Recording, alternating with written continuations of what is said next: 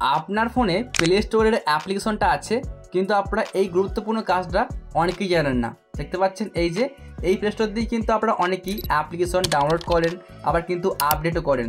তো আজকে নতুন একটা কাজ আপনাদেরকে শেখাচ্ছি, অবশ্যই আপনারা এই কাজটা শিখে রাখুন।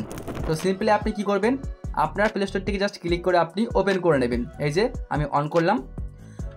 তো এখানে আপনারা কি করেন, অনেকে কিন্তু প্লে স্টোর থেকে বিভিন্ন রকমের অ্যাপস গেমস কিন্তু আপনারা ডাউনলোড করেন। তো দেখুন আমি দেখাচ্ছি যে কোনো একটা অ্যাপসকে সিলেক্ট করে। তো দেখতে পাচ্ছেন গাইস, আমি এখান থেকে সিম্পলি একটা অ্যাপ্লিকেশনকে জাস্ট সিলেক্ট করছি, জাস্ট এখানে ক্লিক করলাম। এখন যদি আমি এই অ্যাপটার আর কি ইনস্টল বাটনে ক্লিক করি তাহলে দেখতে পাবেন, জাস্ট আমি ক্লিক করলাম। তো দেখতে পাচ্ছেন এখানে কিন্তু আমি ডাউনলোডে ক্লিক করলাম, এই যে নতুন একটা কিন্তু ফিচার দেখতে পাচ্ছেন এখানে অ্যাড হয়ে গেছে। যদি আপনি এটাকে এখান থেকে অন করে দেন তাহলে কী হবে, এই অ্যাপ্লিকেশনটা কিন্তু ডাউনলোড হয়ে যাওয়ার পরে ডাইরেক্টলি কিন্তু এটা ওপেন হয়ে যাবে। তার জন্য কিছু দিয়েছে এই ফিচার্সটা, আপনার প্লে স্টোরেও আপনি কিন্তু এটা পেয়ে যাবেন। যদি এটা অফ থাকে তাহলে কিন্তু আপনার অ্যাপ্লিকেশনটা আর ওপেন হবে না, মানে আপনাকে ক্লিক করে ওপেন করতে হবে। আর যদি আপনি এটাকে এখান থেকে জাস্ট এইভাবে অন করেন তাহলে কিন্তু 100% অ্যাপসটা ইনস্টল হওয়ার পরে অটোমেটিক কিন্তু ওপেন হয়ে যাবে। যদি আপনি চান অবশ্যই এটাকে কিন্তু আপনার ফোনের মধ্যেও অন করতে পারেন। বন্ধুরা, ভিডিওটি দেখার জন্য অনেক অনেক ধন্যবাদ।